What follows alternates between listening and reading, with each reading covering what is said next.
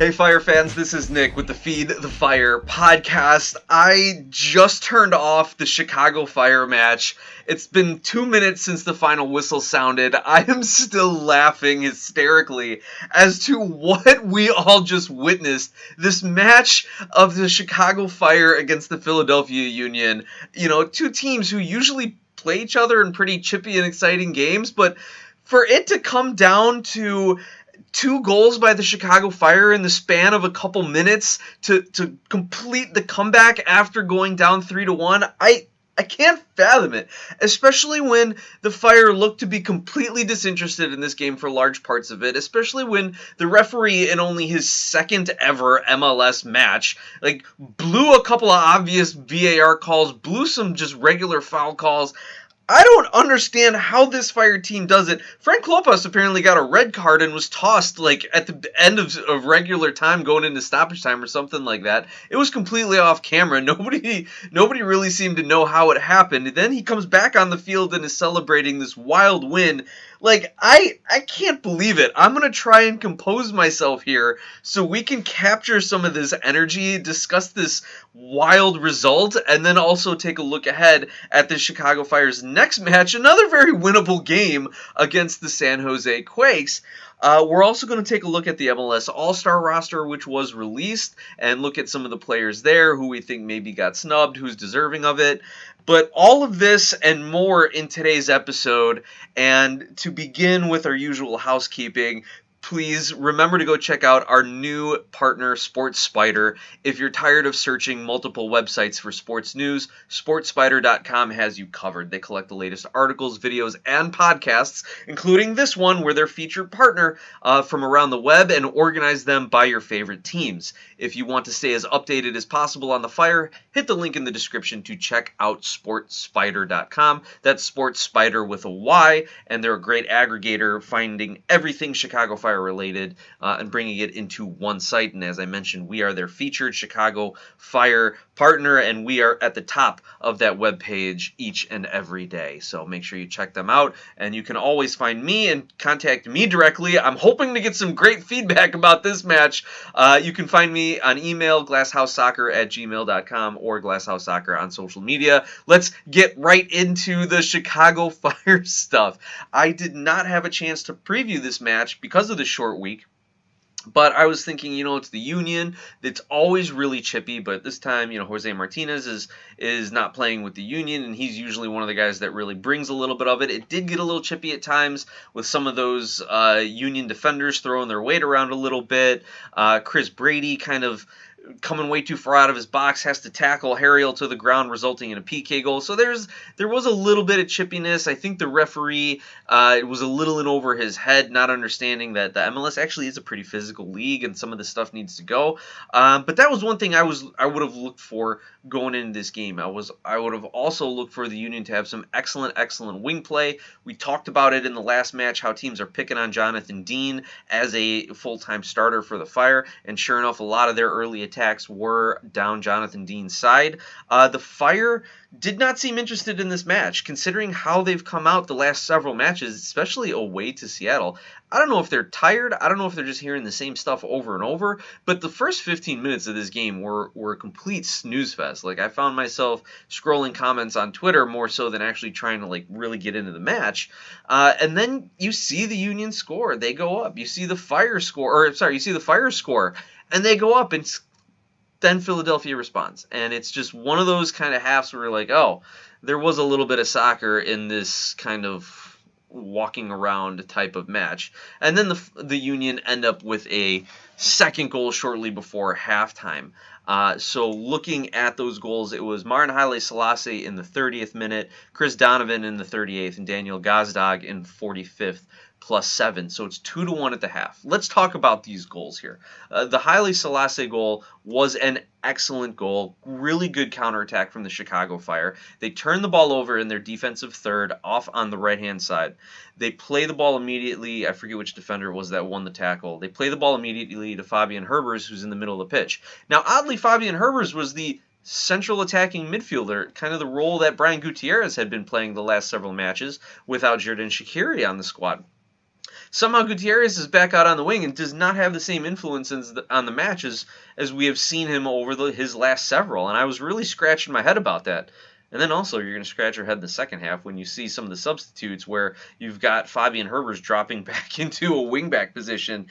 I don't know if we're going to have enough time to talk about all of Klopas's random subs and tactical changes, assuming you can call those tactical changes. But that was one thing that I noticed early, is that Fabian Herbers was kind of the one driving the offense forward and running the counterattacks. And this time it worked really well. He picked up the ball in the Fire's defensive third, transitioning to the middle third, drives it forward, just goes straight at the goal. Now, Philadelphia had been putting numbers on the wings to try to get those overloads and try to get those mismatches. So they had no one in the middle of the pitch until Herbers progresses the ball all the way into the attacking third where their center back steps up.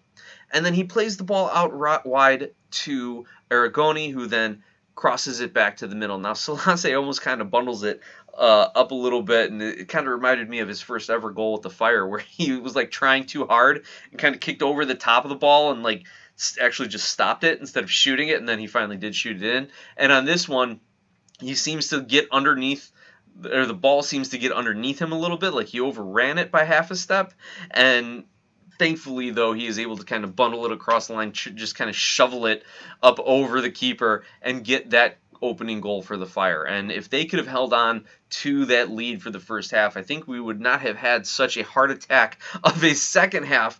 But alas, they are unable to do so. 8 minutes later, Chris Donovan scores for the Union, his first goal of the season, and it was very reminiscent of the goals that the Chicago Fire gave up in that Orlando match not too long ago, that 4-2 loss, where opposing attackers were just getting goal side of the Chicago Fire defenders. This was not a game that the defensive back line is going to point to and say, yeah, that was a good one. Like, they had another poor game.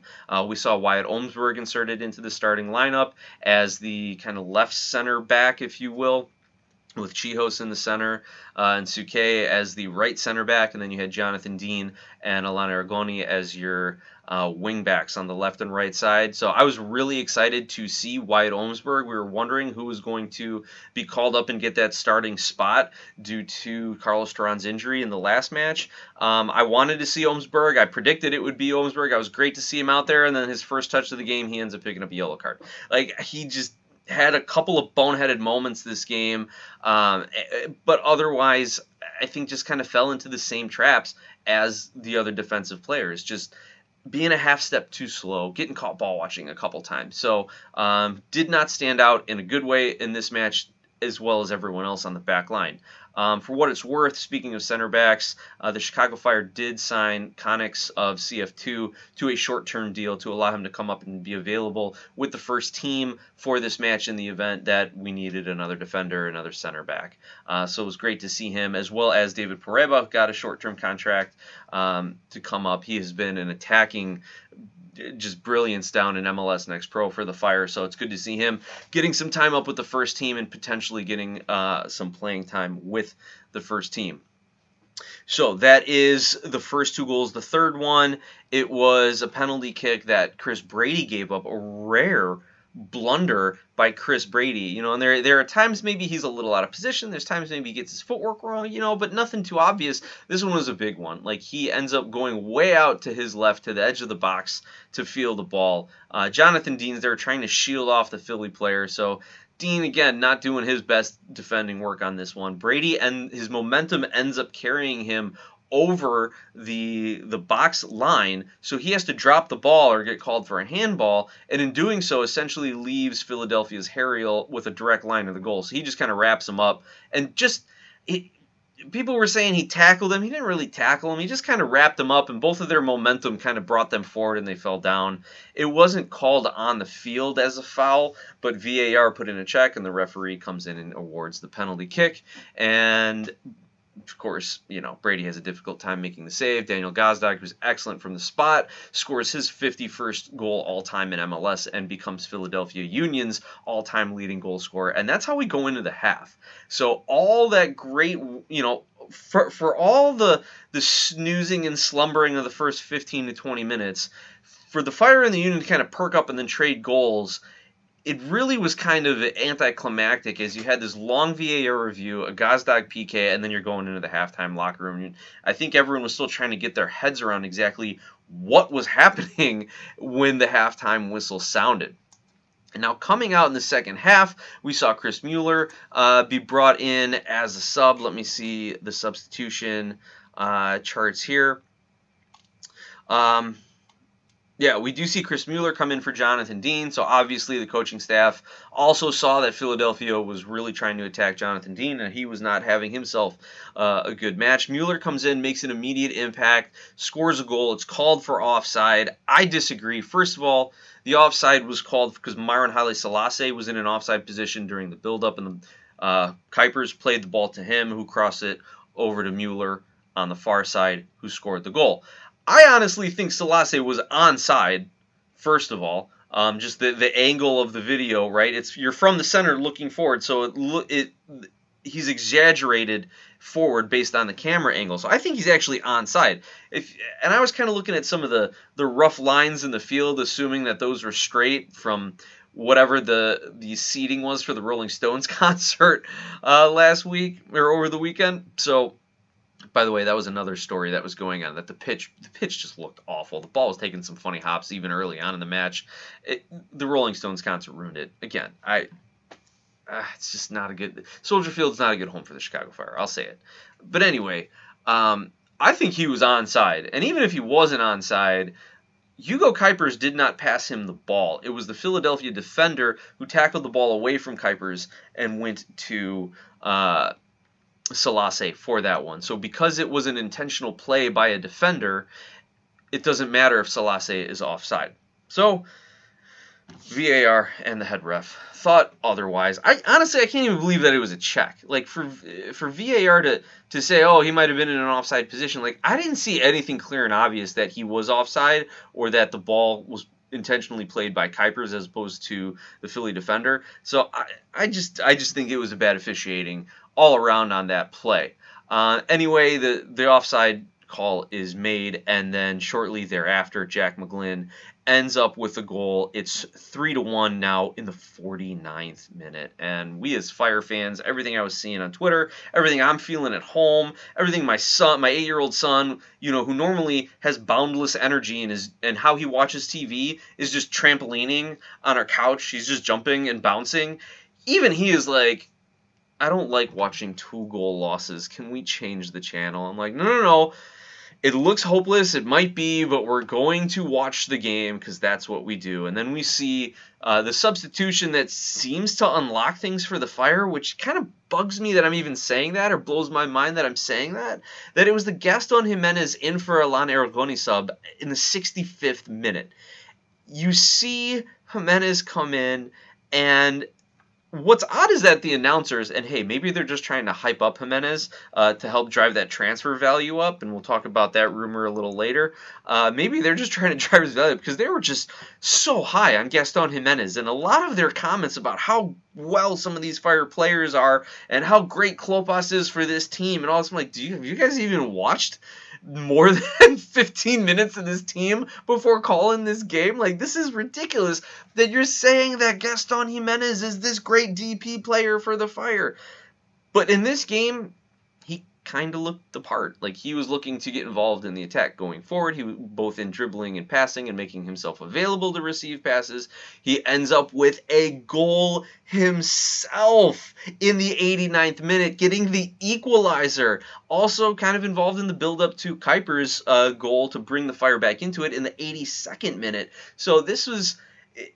Oddly enough, it was the subs making an impact, things we haven't seen from the Fire before. So Mueller and Jimenez making an impact in this match. Mueller getting the assist to Kuipers in the 82nd minute. The other kind of head-scratcher of a sub was Barlow comes in the 77th minute for Kellen Acosta. Now, Acosta hadn't been having the best game, and I think this was a bit of a protective move because he had been kind of coming in hard on some challenges and kind of getting into some arguments with the referee and the Philadelphia players. So this may have been a protective kind of a move, but we don't see Pineda come in at this moment to kind of relieve some of those D-mid moves. We see Tom Barlow come in. So at this point, the Fire are going for it. Typically, when they're down and needing a goal, they'll put in Kutsias to try and score, rather than Barlow, who's used when they have the lead and are trying to preserve it. But they flipped the script on this one to try and bring in Barlow for some of that energy and pressing that he's known for. And maybe it's just one of these like series of random events that have all individually look like terrible moves, but then they all come together to produce a 4-3 victory for the Chicago Fire. Because then it is in the 92nd minute, 90 plus 2. Marin Haile Selassie just floats one up to the far post. This is very similar to that Montreal game where Acosta kind of lifts one up and just puts it on a prayer that one of his guys can latch onto the end of it, and it ends up floating into the net. Very similar. Selassie, though, is not in his own half. He is off on the left, maybe about 30 yards from goal, and just kind of like lifts one up to cross it in, and it's floating up there forever. Philadelphia gets caught ball watching. Kuiper sneaks right into the far post, and just a great little just tap it and pass it right through the legs of the Philadelphia goalkeeper, who did not have the best match. Obviously, when you get let in 4, goes 5-hole on him, puts it in, and that's the game winner. So that was some real lazy defending. Yeah, Semle, the Philadelphia goalkeeper there, Semle just kind of, caught. I don't want to say costing his team, but he watches the ball. Everyone's just watching it float in to see where it comes down, and Kuipers is the only one there ready to make a play on it. So that is 4-3 Fire, and then just to kill off some late time, 90 plus 4, we see Pineda and Kutsias come in for Gutierrez and Kuipers. Now, they didn't give Klopas the red card in the MLSsoccer.com recap here, but that's what was shown. It was put up on the screen. Klopas shakes the hand of the fourth official and walks away. I'm not sure how he ended up with the red card. I think he was just screaming at the official and letting him know how he truly felt about the performance of the match. But that is what happened. But he was back on the field after the final whistle, shaking hands and celebrating with his teammates. So if he really was issued a red card and is back on the field, I'm guessing MLS's front office is going to have to do something about that and probably issue some sort of fine or other discipline, warnings, whatever, to Frank Klopas. But you know what? What does he care at this point? The way this season is, man, just do whatever you want to, Frank, when it comes to celebrating with your team. I'll give you that. You don't know tactics, you don't know subs, you don't know a lot of things, but you know how to celebrate and keep good vibes going. So go ahead, keep going for it. And that is my gut reaction of everything. I don't know how the Chicago Fire can evoke every single emotion that a person could possibly feel within the course of a 90-minute soccer game. I mean, you've got anticipation, excitement, you've got disappointment, despair, lethargy, apathy, anger, frustration, anticipation, I already said that. Excitement, it's all there. Joy, laughter, humor, everything. I think I spent the last 15 minutes of this match just laughing hysterically with my son because we couldn't believe it. And my wife comes down at one point and she's like, "What is so funny, you two?" Looks at the score and says, "I just don't understand how these things happen. The last time I was in the room, it was 3-1 Philly." It's just wild. The only thing I can say is this is MLS. Welcome to Chicago. Welcome to MLS. Now let's take a quick look at the stats of the match here. The Chicago Fire actually ended up with 48% possession on the night, maybe 49, 48.5 if you want to follow the MLSsoccer.com stats here. And they really didn't have much that first half, and that was one of the things that I put in my tweet, my first half thoughts. The Fire, and I even said it in the last podcast too, when the Fire are struggling defensively, as they have been for large parts of the season, especially the 2 games they were losing in this game too, there is no possession play to alleviate some of that pressure. They kind of teased it that first half against Seattle, but again, they really did nothing with it. It was really the defense having to possess the ball because it was the defense possessing the ball, not your midfield, not your attacking players possessing the ball in the attacking third of the field or the opposition's half.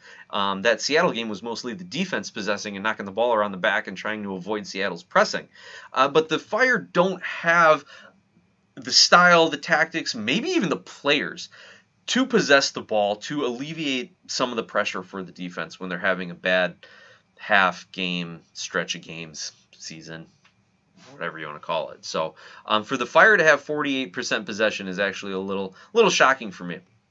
They had ended up with 18 shots, 10 on goal, which produces, they haven't put out the XG on it, but I imagine it's a pretty high XG if they actually scored 4 goals here. Probably at least a 2.5, I'd say. But typically the Fire are only at around maybe 12 to 15% chance, so maybe it ends up, maybe it ends up being right around there, 2.5 or so. The Fire blocked a shot. They had 405 total passes at 82% passing accuracy. So I'd say that's a fairly average game, average to better game for them. 4 corner kicks, even though the first corner kick of the match didn't come to like the 71st minute. So sorry, we don't get our free hot dog. No 5 corner kicks for a free Portillo's dog. 8 total crosses, 3 offsides for the Fire. Here's the XG. They changed where they put it in the stats box. 3.4. Wow, I was way under. So the Fire actually created some really good opportunities, and like we saw on Mueller's goal that was called back from offside, he was about 8 yards out. Kuiper's goals coming from inside the box. Salase's goal coming from inside the box. Like they're getting runners into the box as well. This was something we heard Klopas say a couple post-game conferences ago, that when they do get the ball forward, there's maybe 1 runner in the box. They need to be getting 2 and 3 guys at least into the box. And we did see that in their few offensive opportunities in the first half, and definitely into the second half. As Philadelphia retreated into a defensive shell, the Fire were throwing numbers forward and having second and third and sometimes even fourth options on the attack. Brady is credited with 2 saves, whereas Simlo is credited with 6. So yeah, he let in 4 goals, but still ended up with 6 saves. So I don't know. There's a lot of blame to go around on the Philly side of things. No clearances for the Fire defense. 16 fouls committed, 2 yellow cards against the Fire, as well as 2 against Philly. So yeah, a little chippy of the game. The one thing I did want to note is, like, this is definitely one of those games where both teams are looking at it as, okay, we can get back on track here. The Philadelphia Union were coming in on a 4-game losing streak. That is wild for Philly, especially for a team that at one point had the longest home unbeaten streak, I think, in MLS history. But as we know, their roster took a little bit of a hit, not just due to injuries, but Julian Carranza was transferred to Feyenoord in the Dutch league, so they're kind of dealing with the absence of one of their stars and starters, the DP player. Carranza's contract was up at the end of the year, so it's likely the transfer fee was small. I haven't been able to find the actual number, but the rumors were last year, I think prior to last season or during last season, Olympiakos in Greece put in a $7.5 million offer for him, which was turned down, as well as Carranza invoking some of the no transfer clauses or policies that he could use in his contract to turn down a couple other offers that other clubs wanted. So now he's approaching the end of his contract. He's going to go on a free. Philly just kind of takes what they can get at this point. At least that's the feeling in reading a few of the articles that I was able to find online about it. But yeah, back to the match. Philadelphia in a poor run of form. 4-game losing streak. The last game they won was May 18th against New England. So not just a 4-game losing streak, but I think they were sitting on like a 6 or 7 game winless streak. Julian Carranza is transferred. They're fighting injuries. They're always fighting headlines of, is Jim Curtin going to get fired or not? They're always looking at headlines of, is Kai Wagner coming or going, or which players are going to be transferred and which guys are going to come up. So they're usually able to deal with a lot of this when they are playing well, when they have all their full squad. But it has been an absolute mess of 2 months for the Union, and the Fire actually take advantage. I'm sure the Union were thinking, hey, this is a team we're traditionally very good against, who is the worst team in the Eastern Conference, and unfortunately, the defense didn't hold it together, or similar as we're saying to the Fire not being able to possess and maintain some control of the game, Philly was unable to do so as well. And that is all I'm going to say about this match. You can still feel the energy. Like, I'm trying to calm down and not yell into the microphone or just continue laughing hysterically again. But that's what we'll say about that. And let's roll into halftime here on the show.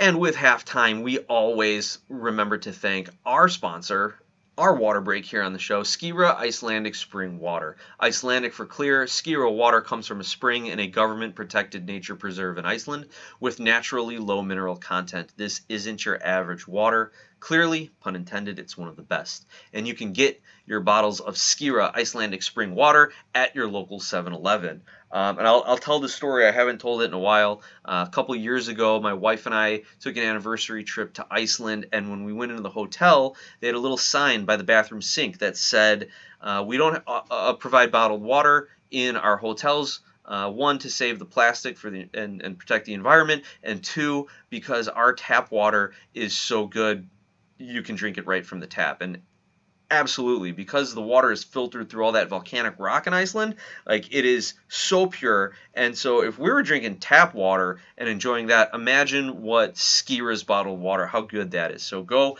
out to your local 7-Eleven and get a few bottles of that and support our first sponsor here on Feed the Fire.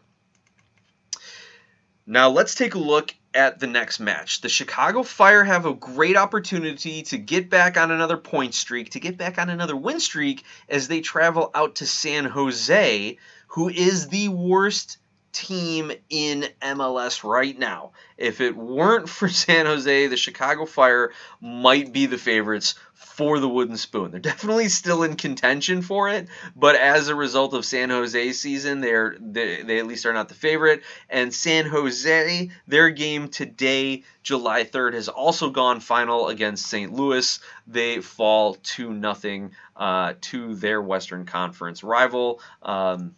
To a Western Conference rival, I will say, not the one. We all know that's the Galaxy, is their main rival out there in California. But yeah, Loan and Kajima get goals for St. Louis in the first half, and San Jose is unable to really do anything in the second half. San Jose, a club also kind of in a bit of a free-for-all, like there's a lot of comparisons to the Fire with them because of their coaching, the playing talent, what's going on with the front office. There's a lot of parallels there, and you're seeing trends amongst some of the worst teams here between San Jose and Chicago. I don't know. Do you want to throw Kansas City in there? Do you think Vermees is still that great coach that people once thought he was, or that he actually was? Do you think they're bringing in the talented players? There have been a lot of criticism there, though he did come out and have a quote that says, the front office is committed, or ownership is committed to giving us like the most money the club is ever going to spend in the next 4 years or something like that. So I don't know if he's just, having some puffery there and trying to get people excited,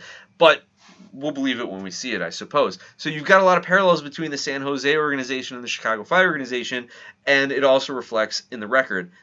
San Jose only has 3 wins on the season.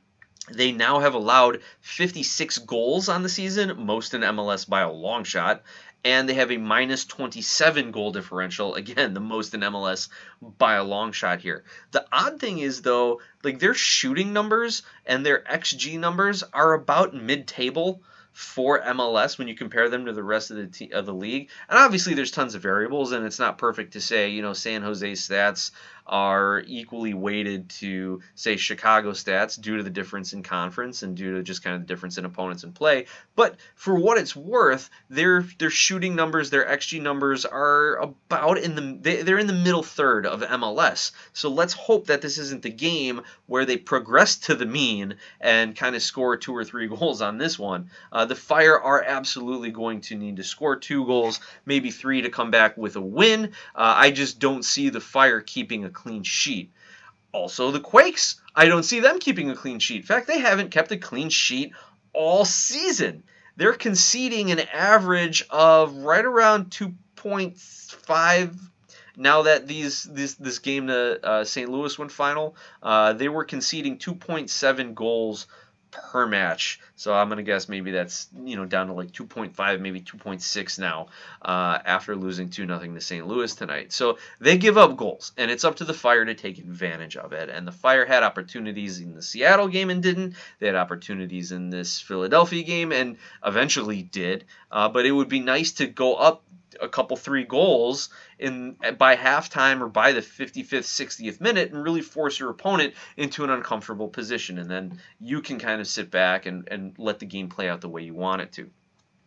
Now let's take a look at not St. Louis. Let's take a look at San Jose's lineup. This was their lineup against St. Louis, and I assume they're going to play something similar to this because they are kind of reeling with the players that they have, as well as getting a new coach in at the moment. So I doubt he'll be making too many lineup and tactical changes. They played a 4-3-3. They've got goalkeeper Yarbrough, who, by the way, San Jose is one of the worst goalkeeping teams in MLS. They have the worst save percentage, and I'm trying to do a very quick Google search here to see if Yarbrough has started. He hasn't started every game for San Jose this season, so combined, though, San Jose has the worst save percentage in the league, and again, they're the only team without a clean sheet this season. So Yarbrough's in net. Going from left to right, you've got Costa, Beeson, Rodriguez, and Mooney, or Money. Sorry to all my fellow Greeks out there. You know what I mean when I'm trying to repronounce that name. So that's their four-man back line. Across the middle, left to right, Sakiris, speaking of Greeks, Skahan and Jackson Ewell, and then their attacking three of Kokanovic, Judd, and Espinoza on the bench. They've got Jackson, Morales, Marie, Thompson, Ebobisse, Richmond, Baldissimo, Pellegrino, and Lopez. And I know I don't pay attention to San Jose or even maybe as much of the Western Conference, but I really don't know a lot of these players on this squad.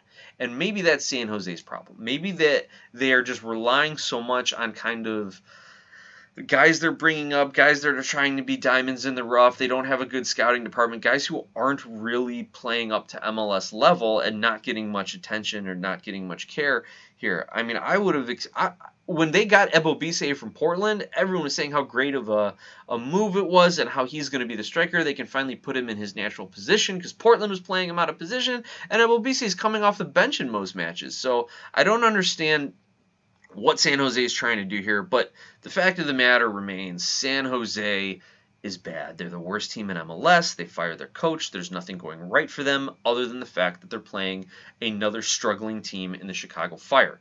Now, the Fire got a little bit of momentum from this one. Let's just hope they don't have to have another heart attack of a match to bring 3 points home. Now, the Fire should win this game. And when the Fire win a game, usually they have a I can't even say that because the Fire usually don't have more than a 3 or 4 game point streak. So I was going to say, like, after they win, they usually, rattle off a few results, or the Fire will get their results in bunches. But they are traveling out to California on a short week. Granted, San Jose is also coming back from St. Louis here, so the flight is a little similar.